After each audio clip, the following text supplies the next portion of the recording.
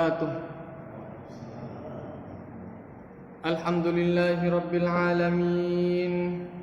Wa bihi nasta'inu ala umurid dunya waddin. Wassalatu wassalamu ala ashrafil anbiya'i wal mursalin Sayyidina Muhammadin wa ala alihi wa sahbihi wa man tabi'ahum bi ihsanin ila yaumiddin. Subhanaka la ilma lana illa ma 'allamtana innaka antal alimul hakim. Amma ba'du, fa inna asdaqal hadithi kitabullah wa khairal hadi hadu Muhammadin sallallahu alaihi wasallam. Di dalam tuntunan hadis dari kitab Riyadhus Shalihin, selesai dari bab jujur, kita melanjutkan dalam bab yang selanjutnya, yaitu bab muraqabah, merasa selalu diawasi oleh Allah Subhanahu wa taala. Seberapa pentingnya? Sangat-sangat penting, sangat-sangat penting. Sampai-sampai Luqmanul Hakim diceritakan oleh Allah taala di dalam Al-Qur'an pendidikan kepada anaknya. Salah satunya adalah untuk merasa selalu diawasi oleh Allah taala. Maka ini disebutkan oleh Allah taala dalam surat Luqman. Apa Allah taala berfirman? Ya bunayya innaha intakum mithqala habbatin min khardalin fatakun fi sakhratin aw fis samawati aw fil ardi ya'ti bihallah innallaha latifun khabir. Sampai diajarkan oleh ayahnya Luqmanul Hakim itu mengajarkan kepada anaknya, wahai anakku, ketahuilah sesungguhnya intakum mithqala habbatin, walaupun ada sebiji sawi kecil luar biasa. Mau sebiji apa? Atom, lebih kecil daripada atom. Apa kalau memang ada? Tunjukkan. Kalau seandainya ada barang yang sangat-sangat kecil, intakum mithqala habbatin min khardalin fatakun fi sakhratin, berada di padang pasir, au fis samawati au fil ardi, berada di langit ataupun berada di bumi. Sekecil apapun, sebesar apapun, ya'ti bihallah, nanti akan didatangkan oleh Allah taala. Jadi semua itu ada hisabnya. Makanya kemudian ketika Allah Ta'ala memberikan rizki kepada kita, Allah Ta'ala menjelaskan bahwa Allah Ta'ala itu mengerti segala sesuatu. Wa ma tasqutu min waraqatin illa ya'lamuha. Tidak ada daun yang jatuh kecuali memang sudah ditetapkan oleh Allah Ta'ala. Semua itu sudah diperhatikan, ada catatannya, rapi, lengkap semua. Sampai rizkinya berapa, sudah dicatat oleh Allah Ta'ala. Tahu Allah Ta'ala itu. Nah, maka Allah Ta'ala mengajarkan demikian, orang itu akan selalu merasa, ketika dia selalu merasa diawasi oleh Allah Ta'ala, paling tidak untuk dosa-dosa besar dia masih takut kepada Allah Ta'ala. Untuk dosa kecil mungkin masih kepreset biasa, tapi ketika dosa besar masih memikirkan Allah Ta'ala.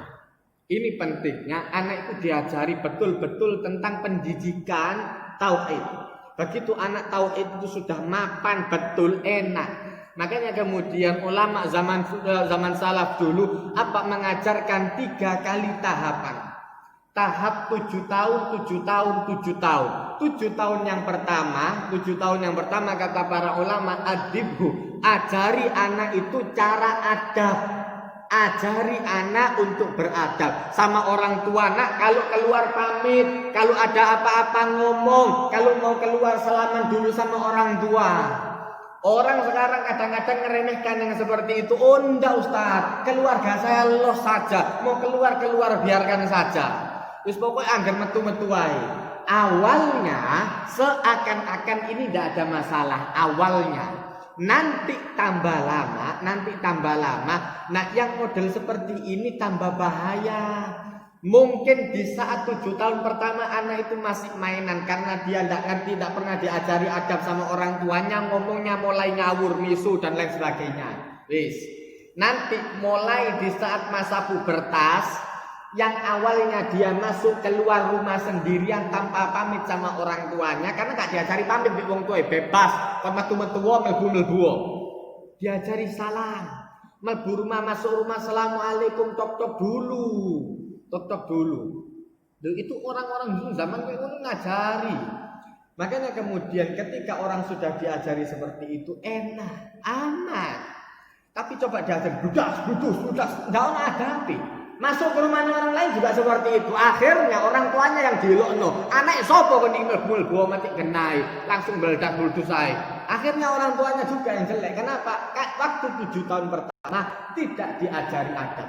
Begitu 7 tahun pertama selesai diajari adab, nanti pada masa pubertas dia tidak akan ngajak pacarnya mlebu nang omah. Sing garakno kowe ngono rusak-rusak itu karena di saat 7 tahun pertama dia tidak diajari adab.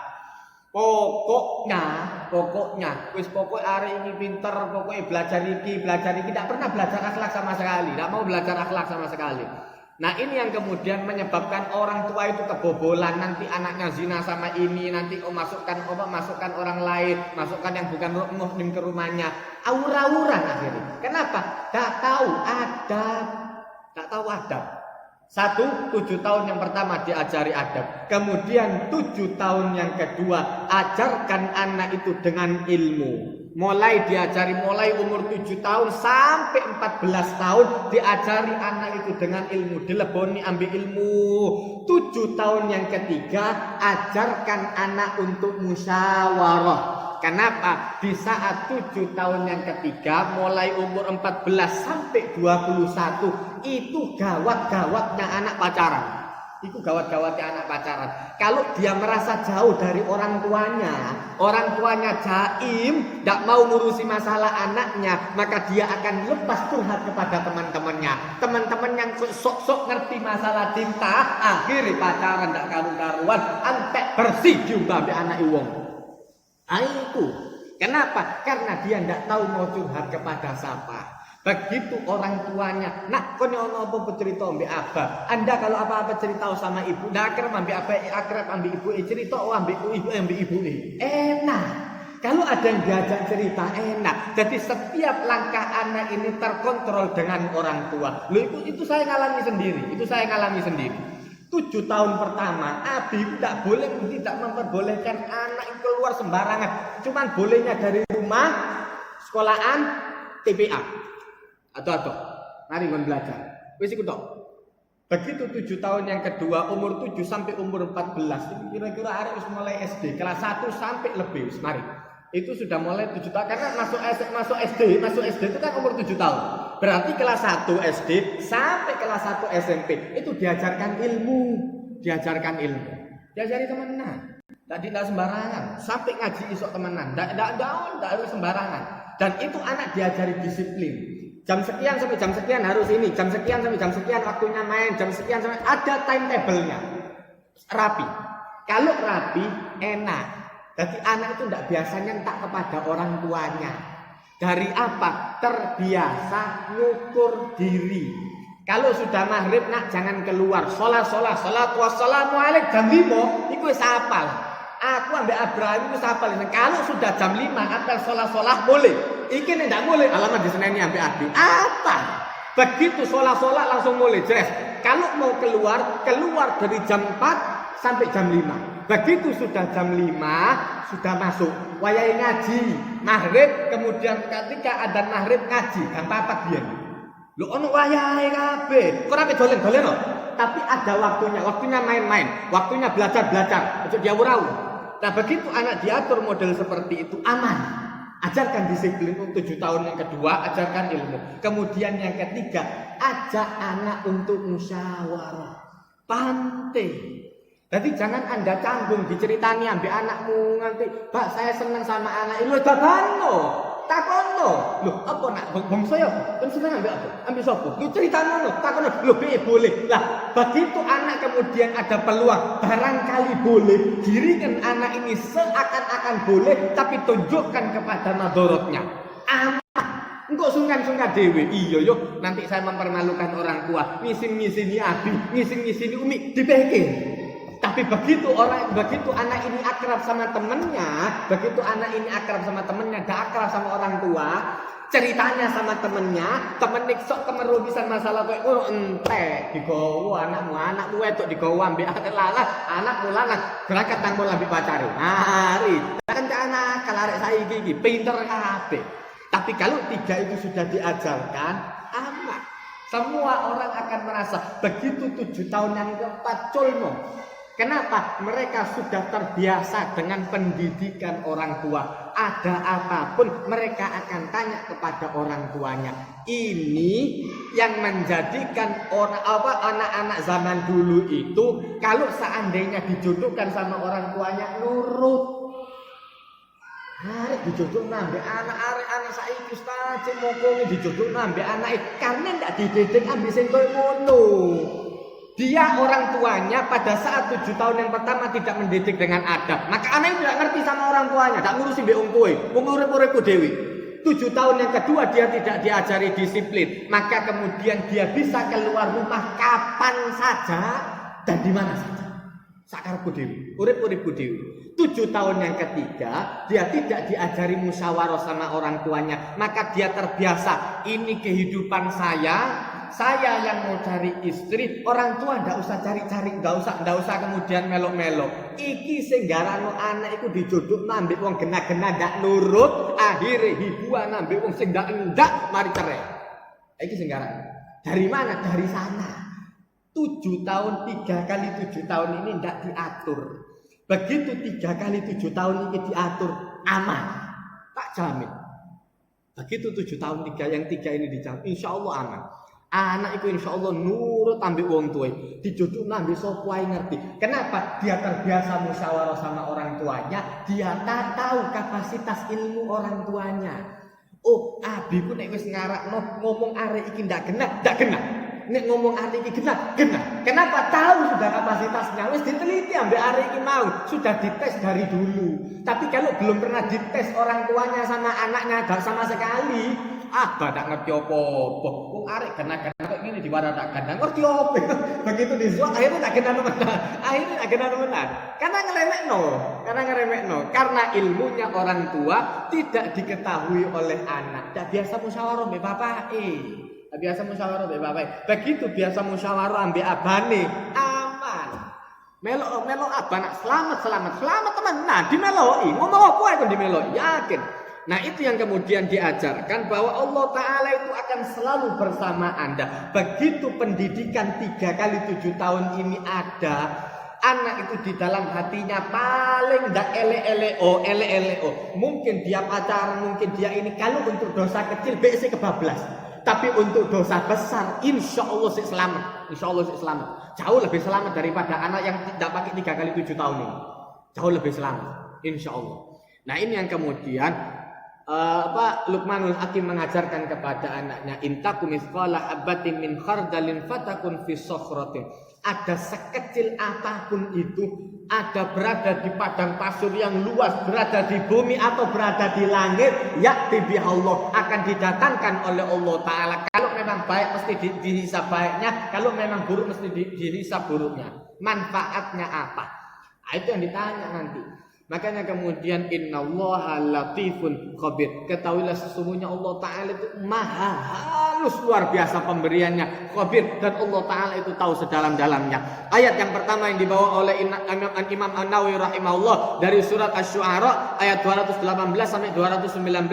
Wa qala ta'ala, qala Allah Ta'ala alladzi yaraka hina taqum wa taqallubaka fis sajidin. Nah, ayat ini Allah Ta'ala menjelaskan kepada Rasul, awalnya khitabnya kepada Rasul sallallahu alaihi wasallam. Sesungguhnya Allah Ta'ala itu tahu alladzi yaraka hina taqum, zat yang melihat Anda di saat Anda berdiri untuk salat, wa taqallubaka fis sajidin, dan pergerakan Anda ruku, sujud, i'tidal, semua Allah Ta'ala tahu. Yang mana yang khusyuk, yang mana yang tidak khusyuk. Makanya dianjurkan untuk sholat jamaah. Maka kata Rasul sallallahu alaihi wasallam, sholatul jamaati khairun, dalam lafaz yang lain afdhalu min sholatil fardhi bi 27 darajah, dalam riwayat yang lain bi 25 darajah, di dalam riwayat yang lain bi 29 darajah, antara 21 sampai 29 derajat. Jadi kemudian jangan dibayangkan mau sembahyang sepisan itu dibalas siji ndak. Orang sembahyang sekali itu kemungkinannya bisa mendapatkan 200 pahala lebih. Itu kemungkinan paling cilik. Dan kalau seandainya itu dikerjakan sendirian harus kira-kira samun. Tapi kalau seandainya dia kerjakan dengan yang khusyuk sendirian, mungkin masih agak lebih panjang lagi. Tapi kalau seandainya dikerjakan berjamaah, sak belehari wong. Sak gerambiang-gerambiangnya orang ketika takbir Allahu Akbar. Pokoknya dia ngrungokno imam Bismillahirrahmanirrahim, dia wis mikir gule nang omah, gule ku yo opo yo. Sak belehar-belehari orang ketika ada di masjid paling tidak dikalikan dari 200 itu dikalikan sampai 27 derajat, sampai 27 kali atau 29 kali, tergantung level khusyuknya. Nah, ini pentingnya orang itu sholat berjamaah. Kenapa? Kalau seandainya orang sholat berjamaah akan ikut satu dengan yang lainnya khusyuknya. Tadi dimelok Nabi Allah Ta'ala be imam. Waktu Fatihah mungkin kurang khusyuk, tapi waktu bacaan biasanya imam itu pas bacaan itu khusyuk. Pas bacaan kenapa? Ingat-ingat, eling-eling. Iki ate salah, iki nyekel nyowone wong akeh iki. Ata sing diwaca cuman qul huwallahu ahad dipikir ambek Bismillahirrahmanirrahim qul huwallahu ahad iki ate salah. Sak kata wae waduh diprotes wong mburi iki alamat iki. Nanti insyaallah imam itu khusyuk di saat setelah Fatihah, baca surat pendek itu khusyuk imam itu. Nah, itu yang kemudian ketika seandainya imam ketika rukuk, seandainya ketika rukuk imam hilang khusyuknya, mungkin ada orang di belakangnya. Begitu i'tidal bi sebelah maneh, begitu sujud bi sebelah maneh. Terus, kalau seandainya ada satu saja yang khusyuk, iki sak masjid oleh pahala khusyuk kabeh. Iku enak wong sembahyang jamaah, tapi orang sholat sendirian, begitu Anda ada khusyuk, ya pahalamu sak menuntut ala kadarnya. Kenapa? Karena di rumah sendirian. Karena di rumah sendirian tidak ada yang dicatatkan pahala.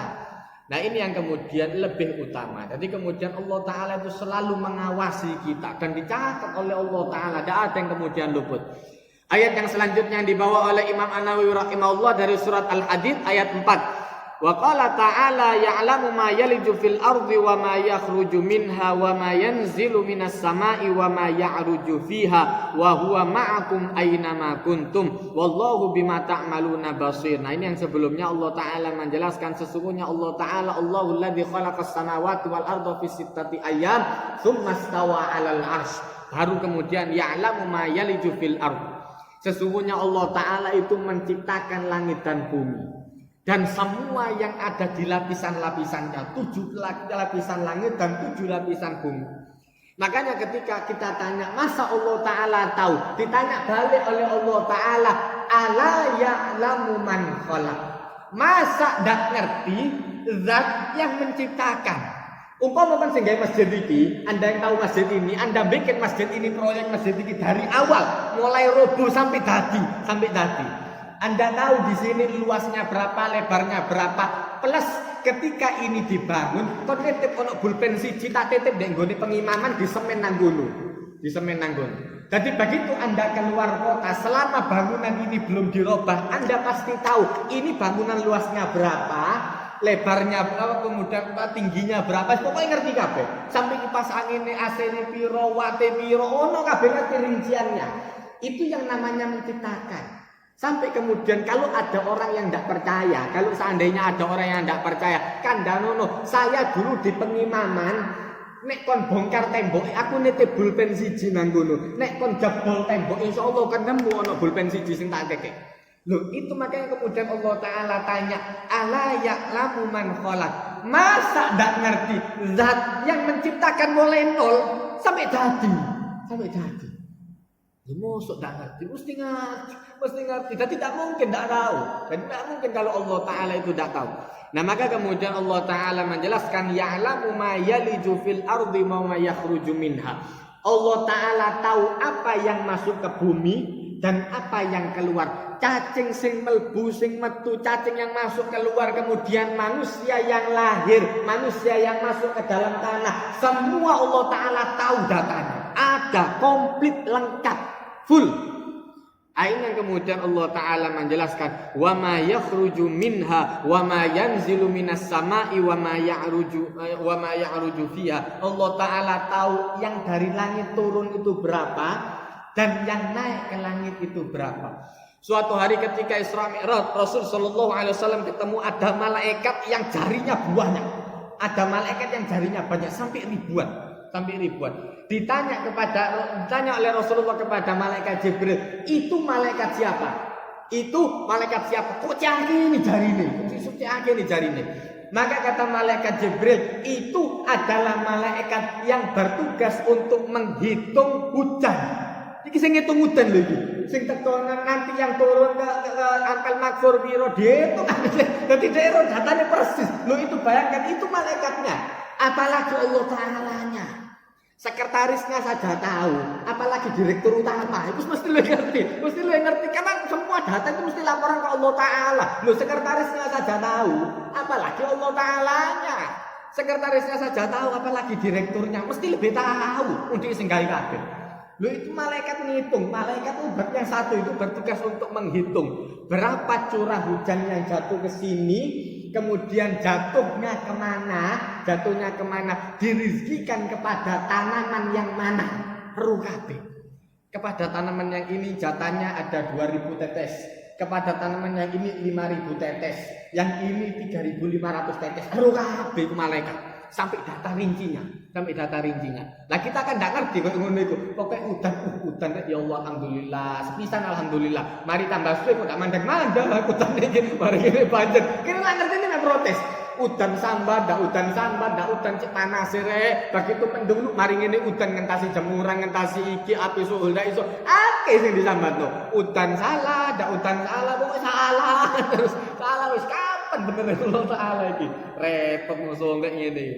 Anu syukur.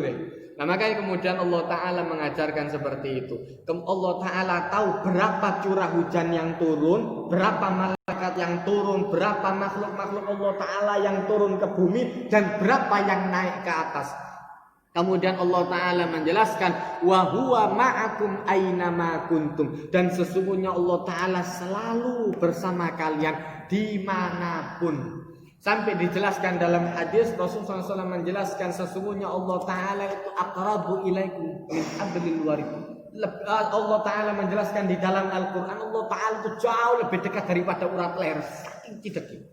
Jadi tahu betul Allah Ta'ala itu apa yang terlintas dalam hati kita, tahu semua.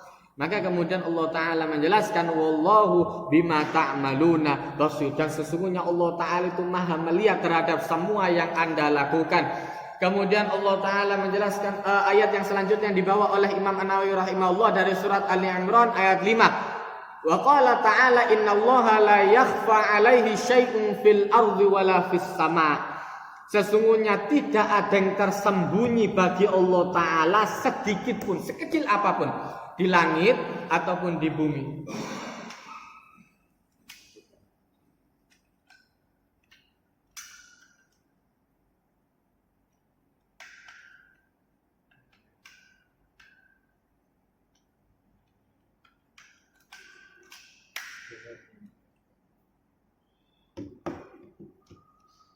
Nah maka kemudian Allah Ta'ala menjelaskan innallaha la yakhfa 'alaihi syai'un fil ardi wala fis sama'. Sesungguhnya tidak ada yang tersembunyi bagi Allah Ta'ala di langit ataupun di bumi. Maka Allah Ta'ala menjelaskan dalam ayat selanjutnya, huwallazi yusawwirukum fil arhami kaifa yasha. Sesungguhnya Allah Ta'ala membentuk kita.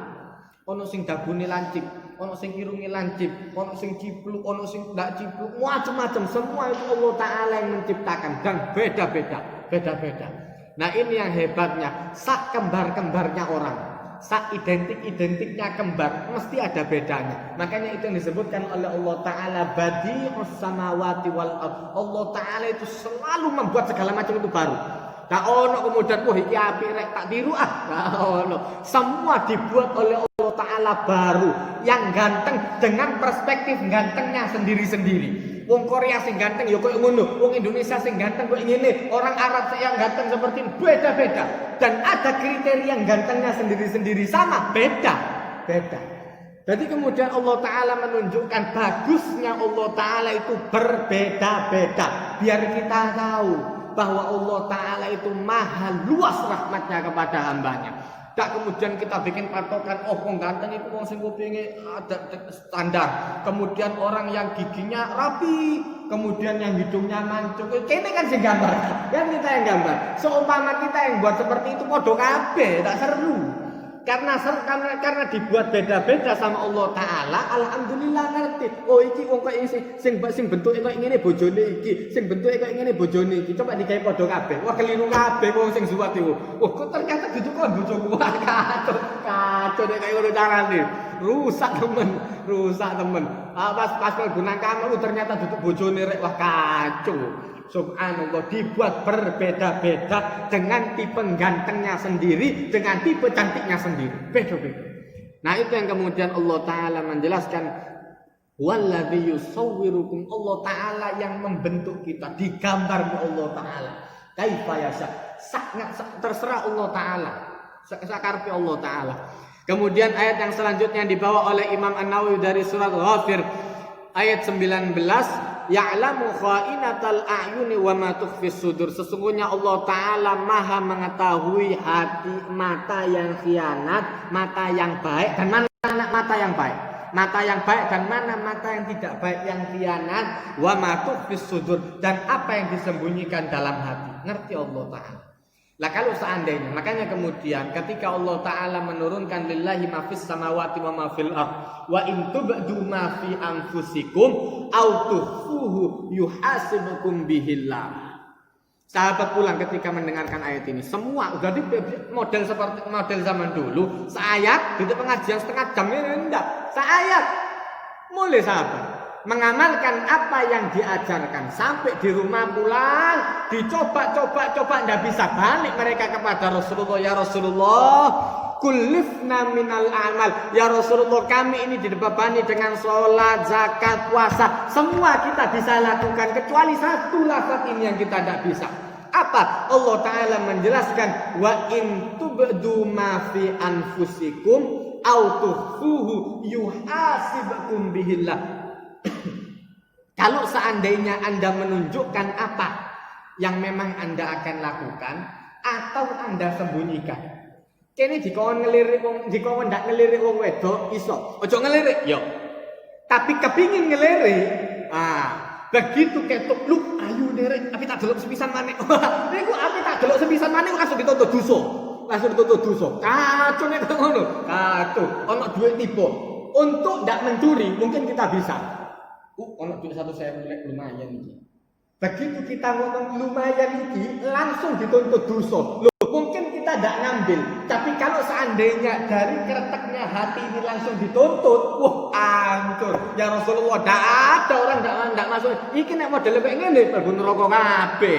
Masuk neraka semua, tidak bisa diatur. Disuruh tidak ngelirik bisa, tapi ketika kepingin jenenge ketok ngayu, kok tidak kuwi.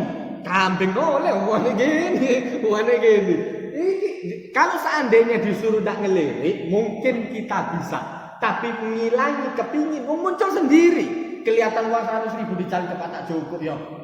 Begitu ngomong coba, begitu kreteknya coba, langsung dituntut dosa. Hancur, mlebu neraka kabeh wong. Mlebu neraka kabeh. Akhirnya kemudian mereka mengatakan, apa mau dibalik? Akhirnya mereka mengatakan kepada Rasulullah, kecuali ayat ini ya Rasulullah. Gemetar Rasulullah, ketakutan. Akhirnya kemudian ditanya sama Rasulullah, apa mau dikembalikan kepada Allah Ta'ala? Apa kalian akan mengatakan kepada saya seperti para nabi terdahulu ketika mereka cocok qalu sami'na wa ata'na, tapi ketika tidak cocok sami'na wa asaina? Tak bisa, kata Rasulullah. Ayat yang sudah turun tidak bisa dikembalikan kepada Allah Ta'ala. Diterima, tadi pokoknya diterima. Maka dilatih oleh Rasulullah SAW untuk mengatakan wa qalu sami'na wa ata'na. Ya Allah, kami dengar dan kami nurut. Terus diulang-ulangi sami'na wa ata'na, sisanya ya Allah ghufranaka rabbana wa ilaikal masir, sampai diabadikan oleh Allah Ta'ala di Al-Qur'an. Ayat lanjutannya. Jadi ayat yang ini memansuhkan ayat yang sebelumnya. Tak sudah dituntut ambil Allah Ta'ala. Barokah sahabat. Untung ono sing protes. Coba kalau sing protes tapi saiki kerteke dosa langsung dituntut. Wah bahaya namanya ngono. Untung ono sing protes. Nah ini yang kemudian Allah Ta'ala menunjukkan ada kalanya kerteknya hati. Kalau langsung dituntut sama Allah Ta'ala binasa, langsung neraka kita. Tahu Allah Ta'ala, bukan tidak tahu Allah Ta'ala. Nah, ini yang kemudian bahayanya. Maka kemudian Allah Ta'ala menjelaskan ya'lamu kha'inatal a'yuni wa ma tukhfis sudur. Sesungguhnya Allah Ta'ala tahu mana mata yang baik, mana mata yang khianat, wa ma tukhfis sudur, dan Allah Ta'ala mengetahui apa yang kita sembunyikan dalam hati. Hadis yang pertama dari Umar bin Al-Khattab radhiyallahu an, qala bainama nahnu julusun 'inda Rasulillah sallallahu alaihi wasallam zata yaumin ittala alaina rajulun shadidu bayadhi thiyab shadidu sawadi sya'r la yura alaihi atharu safari la ya'rifuhu minna ahadun hatta jalasa ila nabi sallallahu alaihi wasallam fa asnada rukbatayhi ila rukbatayhi wa wada'a kaffayhi ala fakhidhayhi wa qala ya Muhammad akhbirni 'anil Islam. Faqala Rasulullah sallallahu alaihi wasallam al-islamu an tashhada an la ilaha illallah wa anna Muhammadar Rasulullah wa tuqimas shalah wa tu'tiyaz zakah wa tasumar ramadan wa tahujjal baita in istata'ta ilaihi sabila. Qala sadaqta. Fa'ajibna lahu yas'aluhu wa yusaddiquhu. Qala fa akhbirni 'anil iman. Qala an tu'mina billahi wa malaikatihi wa kutubihi wa rusulihi wal yaumil akhir wa tu'mina bil qadri khairihi wa syarrihi. Qala sadaqta. Qala fa akhbirni 'anil ihsan. Qala an ta'budallaha ka'annaka tarahu fa in lam takun tarahu fa innahu yaraka. Qala fa akhbirni 'anis sa'ah. Qala mal mas'ulu anha bi'a'lama minas sa'il. Qala fa akhbirni an amaratiha. Qala antalidal amatu rabbataha wa antarul hufatal uratal alata ri'a asyati yatatawaluna fil bunyan. Thumma talaqa falabistu maliyan. Thumma qala ya Umar atadri manis sa'il. Qultu Allahu wa Rasul a'lam. Qala fa innahu Jibril atahu yu'allimukum amra dinikum. Ini hadis Jibril yang biasa disebut istilah trennya hadis Jibril. Hadis ketika malaikat Jibril datang kepada Rasulullah untuk mengajarkan. Nah, makanya kemudian ada kalanya pelajaran kepada Rasulullah itu berupa suara seperti lonceng yang keras, ada suaranya, ada kalanya seperti suara dengungan tawon, ada kalanya seperti ini.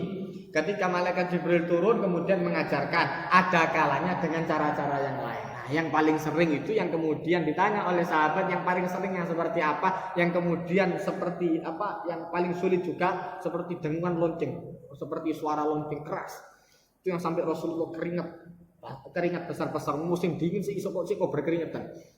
Nah, maka kemudian ini diriwayatkan dari Umar bin Al-Khattab menjelaskan, ketika kita duduk santai bersama Rasulullah pada suatu hari, muncullah ada orang laki yang kemudian pakaiannya putih bersih, bajunya kemudian bajunya putih bersih, kemudian rambutnya hitam pekat. Kemudian tidak menunjukkan ada asarus safar, tidak ada ciri-ciri orang habis bepergian jauh. Makanya sahabat heran, orang ini kalau dibilang orang dekat, gak sing kenal.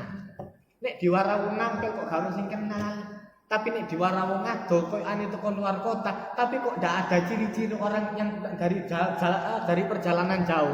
Kan biasanya ada. Masih teman-teman sak rapi-rapine wong nek teko mobil, kadang-kadang ono baju sing ngelempit. Kan mesti ada, asarus safar itu kan mesti ada. Kelihatan orang yang capek habis perjalanan sih pijet-pijet sikil. Ada cirinya kan. Ini enggak.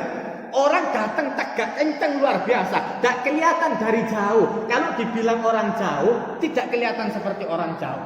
Kalau dibilang orang dekat, tidak ada yang kenal. Wong kelambine bersih, putih bersih, mungkin apa ngono. Mosok diwara wong ado. Nah, maka kemudian ketika dia sampai dia berada di hadapan Rasulullah, kemudian dia menempelkan lututnya dengan lutut Rasulullah di tepi Rasulullah. Kemudian dia meletakkan tangannya di atas pahanya.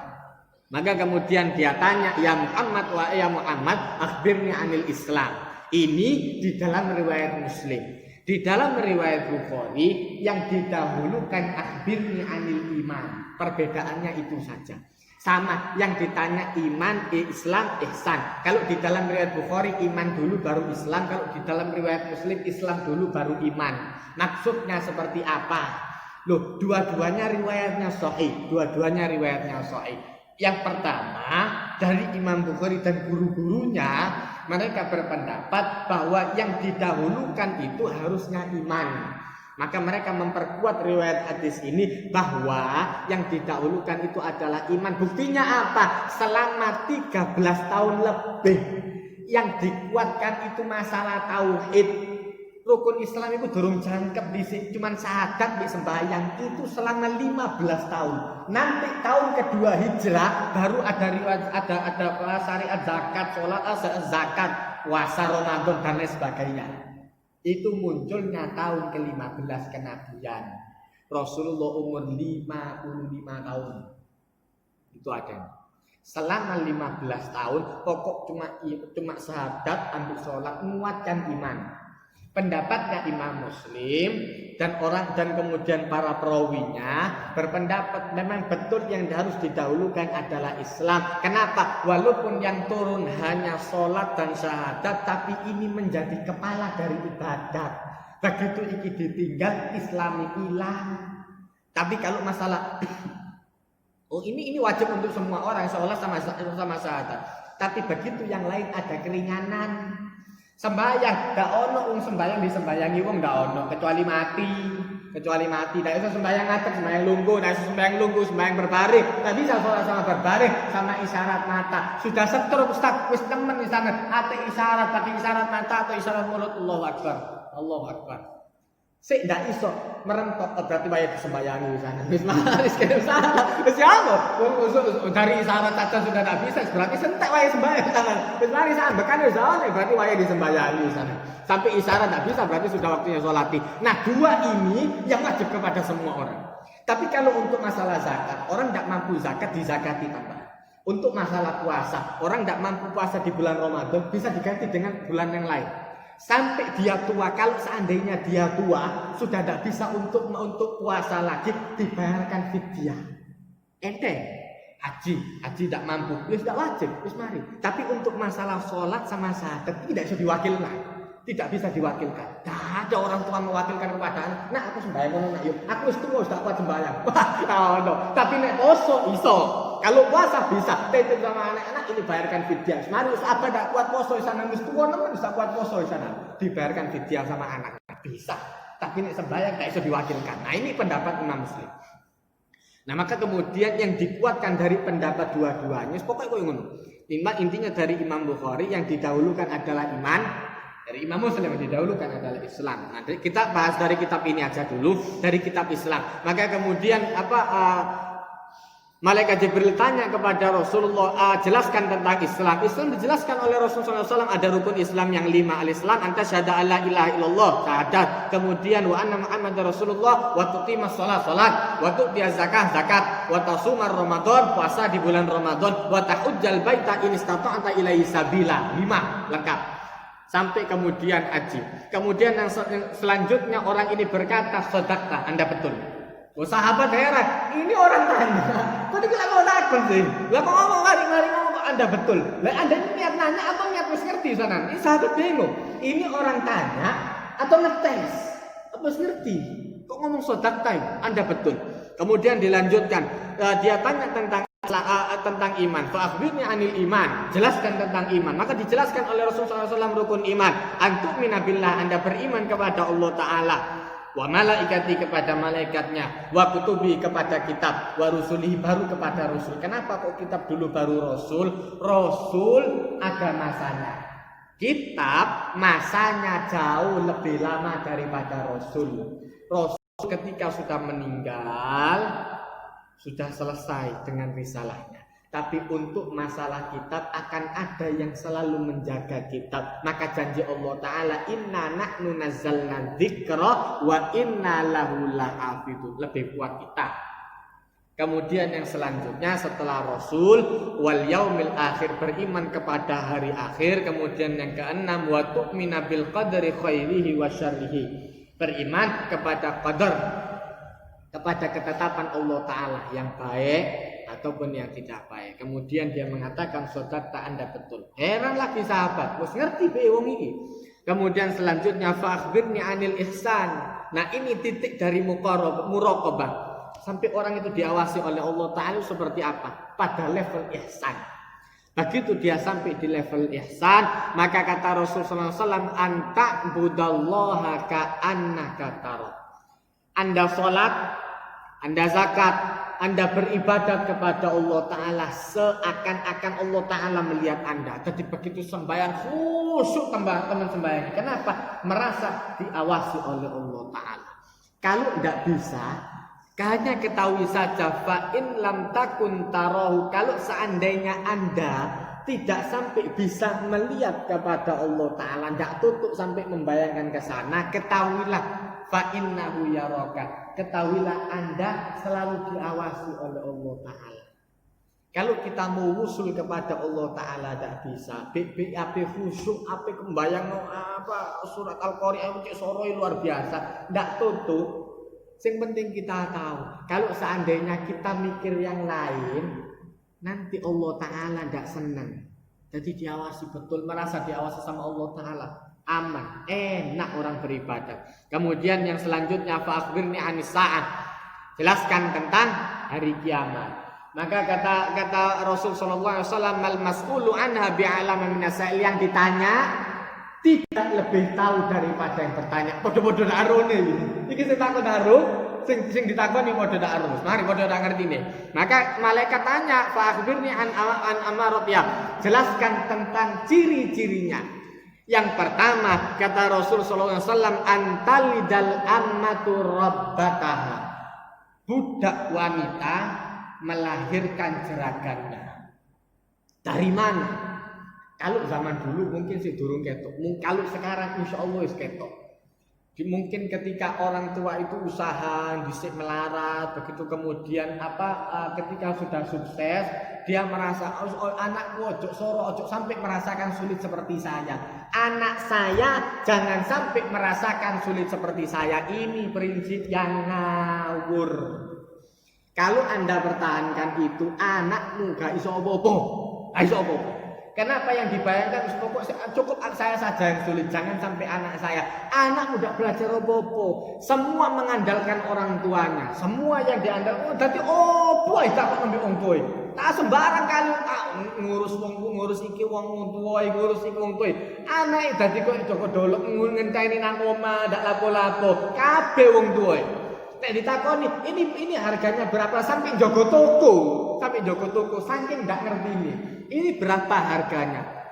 Ini harganya 10.000. Tak nang 9.000. Enggak tahu ya, tanya Ka'bah dulu aja. Kabeh sampai jogo toko ndak entos, nagih utang ndak entos, segala macam ndak entos. Kenapa? Karena semua orang itu dasarnya dari sana. Prinsipnya yang sulit cukup saya, jangan sampai anak saya yang sulit. Ngerepoti awak dewi. Sampai tua dia tetap digantungkan oleh anak-anaknya.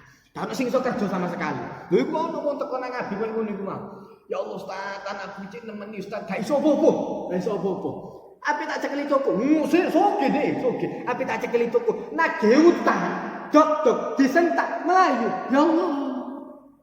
Ono api bayar. Lho iku duwe lho. Iku mau ngomong ambek aku. Saya sudah ada uang, berangkat tanpa suruhan. Tutup pasuruan, dia tidak mau bayar utang. Tak dinteni, entenono. Iku ndak ono inisiatif sama sekali kayak ngono. Sampai lagi utang ndak iso ngelu abane. Nah, itulah karena Anda mendidik segala sesuatu. Yang penting saya saja yang sulit, jangan sampai anak saya sulit. Iku salah. Abiku nek ngajari ambek anak-anak kabeh ku sing ngurus sendiri. Sampai waktu SMP ngurus bayaran SPP, nak iki bayar nak gurumu. Dedek kabeh wong tuane sing ngurus iki sing ngurus, sampai tuku kertas soal ulangan tak urusno, pulpen sampai SMA pulpen sing urus wong tuane sing genakno jangan. Sing wong tuane sing delokno, didelok wis lengkap kabeh. Allah. Terus kapan anakmu ape dewasa itu? Begitu kemudian ada masalah, ditelepon ibu, Bu, ini pulpennya ketinggalan. Ya Allah. Tadi bayi terus hari ini sampai SMA, tak mari-mari. Gara-gara prinsipnya orang tua seperti itu. Budak melahirkan jeragannya. Sampai tua tadi babu terus. Sampai tua tadi babu terus. Gak bisa membanggakan orang tuanya sama sekali. Karena prinsipnya sama. Kemudian yang kedua, kata Rasulullah SAW, antarul hufatal uratal ala tari'a asyad. Anda melihat ada orang yang bertelanjang kaki, melarat, kemudian dia yang awalnya anggon kambing, kemudian mereka berlomba-lomba dalam meninggikan bangunan. Terus ketok saiki. Di daerah-daerah Abu Dhabi sing dhisik-dhisik kerjaane tarik ngangon kambing, sekarang semua tinggi-tinggian bangunan, Mekah Madinah dukur-dukuran kabeh. Kalau sudah Anda melihat seperti itu, berarti sudah tanda-tanda akhir zaman. Kemudian orang ini pergi. Terima kasih, kemudian dia pergi. Ditanya sama Rasulullah, kejaran orang yang tadi. Diuber sampai Sayyidina Umar, tahu nggak sana? Ditanya, itu siapa tadi? Nah, itu Allah Ta'ala dan Rasul yang lebih tahu. Itu mau malaikat Jibril. Coba selamat, coba coba Ustaz gak ngomong. Coba iku wong alim mau sing teko kok dak dikandani. Kok kelambine kok ngono. Kadang-kadang. Tapi sahabat tidak ada yang ngeremehkan, cuman karena memang bentuknya seperti manusia, malaikatnya mardati manusia, tidak mesti ngerti. Kejarannya tidak ada sudah. Kata Rasulullah, itu malaikat Jibril datang kepada kalian untuk mengajarkan agama kalian. Barakallahu li wa lakum fil Qur'anil azim.